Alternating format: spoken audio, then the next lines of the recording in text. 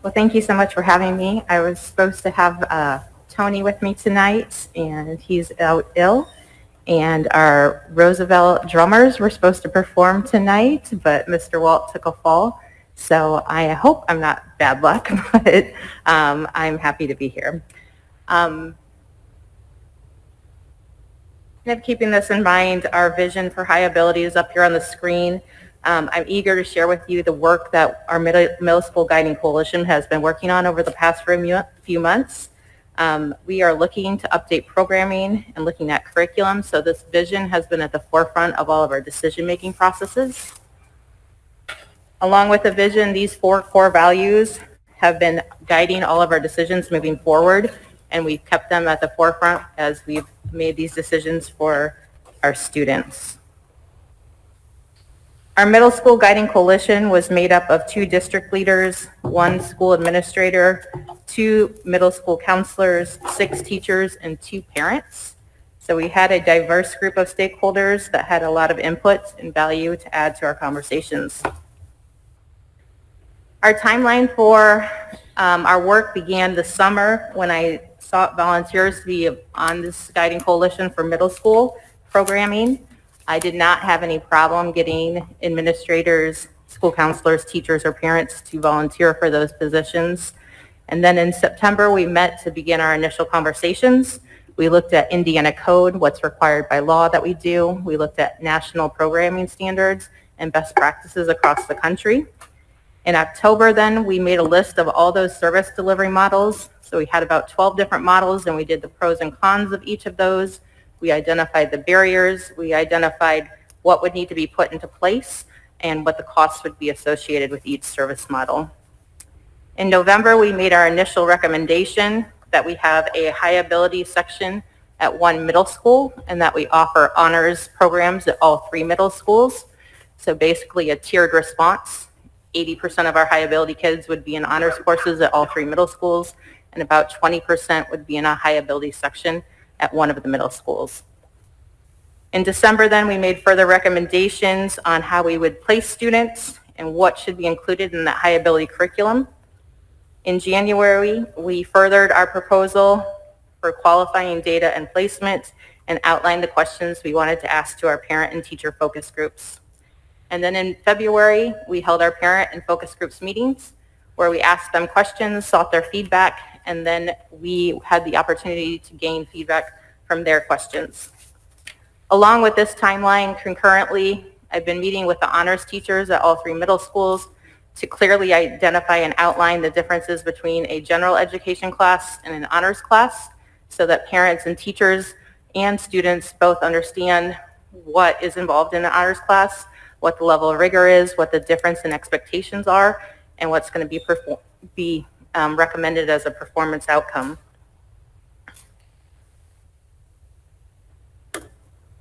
So we believe that high ability and talent development have specific and unique needs that require a specific and unique approach to their learning. Last year, we surveyed our stakeholders, and about 90% were in support of some overall structural changes to our high ability program. And so we began that work with our elementary schools. In our strategic plan laid out elementary schools in year 1, middle school in year 2, and then next year would be high school, as well as creativity and leadership. With our elementary programming at Roosevelt, we've had great success. We have a 100% recommitment rate to come back to Roosevelt, with the exception of 1 that is moving out of district. Parents have spoken highly of the program. Parents who have dropped in have spoken highly of the program. And on Monday night, we held a prospective family night, and I did not have to say more than about 5 words. The student panel and the parent panel said everything that needed to be said. We know that about 80% of our identified high ability kids can be served in an honors classroom where they'd be receiving instruction through enrichment only. But our questions and our conversation in our guiding coalition are about those top 20%. How would we be serving them? Just as we look at those at the opposite end of the bell curve, we have intense classrooms, we have specialized programming and specialized curriculum for those students, and the same holds true for those at the top of the bell curve. We need a specialized curriculum and specialized programming for them. So the benefits, obviously, to moving to this structure, we have no middle school licensed high ability teachers. And so that would be the priority, would be to license and train those teachers who are working directly with that top 20% of students. They would also be working with honors students as well, so that training would benefit all students in that building. We also know that these students at the top tier have very specific social emotional needs. Those social emotional needs would be embedded into their curriculum, would be embedded into specific lessons targeted for the needs of anxiety, perfectionism, and other things that we've known in the middle school to be an issue. Additionally, we would have an opportunity for these students to be involved in more competitions, academic competitions. Our high ability section would have access to future problem solvers, National History Day, as well as additional English language arts and math competitions. So when we looked at which middle school would make the most sense to house these top 20%, West Side kind of bubbled up to the top. We met with all building administrators.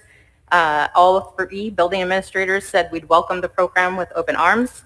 We met with operations based on the limited number of students we'd be selecting to go to West Side. All 3 buildings were willing to accommodate that in space.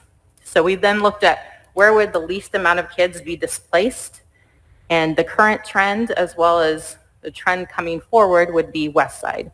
So of our incoming 7th graders, of the 25 students, approximately 18 of them were already scheduled to be at West Side. Also at West Side, you have an administrator who has trained in high ability, knows a lot about high ability, has taught high ability. I was one of her former pupils of high ability, and she was doing project-based learning 20-some years ago. Also at West Side, last year I put a call out to identify who would be interested in high ability training and licensure.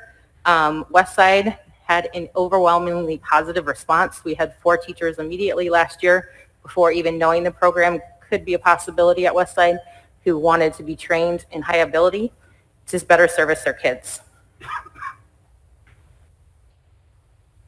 So the selection process for middle school, we're looking at approximately 25 students at each grade level in 7th grade and 8th grade. We started with our general intellect high ability students. Those are identified in both math and English language arts. And then we looked at the top 20% in both English and math. So took the 20% at the top of math, 20% at the top of English arts, and where those aligned, we had our top 20%. It's important to note that once these selection letters go out, parents have the right to opt out of this program or opt in. And if we don't have enough to move forward with the 25, we will open it up to an application for the next 20% of our identified general intellect students. So the time frame for this is for next year, so we're modifying it a little bit to make sure we're getting this met before the end of April.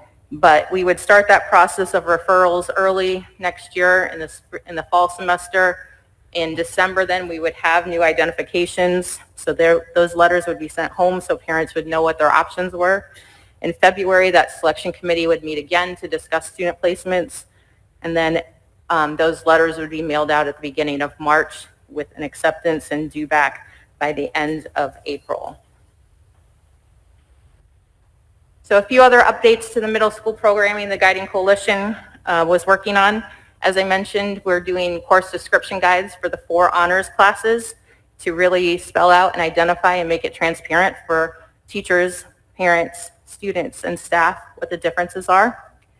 Biology would only be offered at the enriched and accelerated section at West Side. The other middle schools would all offer honors science at 8th grade.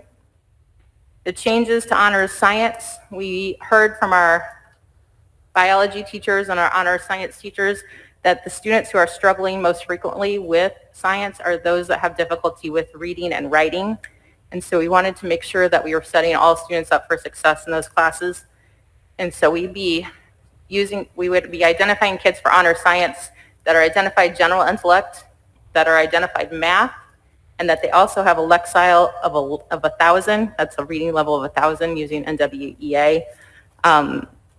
Because when we looked at the textbooks that they're using for biology, for honor science, That was approximately the reading level that the students would be involved in. Additionally, we looked at our identified ELA and then those with a high math score that was in the 7th STAY-9, so the 77th percentile or higher, which is an above average rating. And lastly, what we're most excited about probably is our Rising Scholars that will be exploring an exploratory program for next year. We have 21 incoming 7th graders who have been identified. Our teachers will be collecting a qualitative rating on those students using a HOPE rating scale, which is designed specifically to identify our underserved populations. Our Rising Scholars then will have an opportunity to participate in an optional summer programming and then be placed in honors courses with targeted follow-up along the way. So I've always been told I talk fast, and so I hope that was fast, and so that came as a strength tonight. So what questions can I answer or take back to our Guiding Coalition that will have a final meeting in April?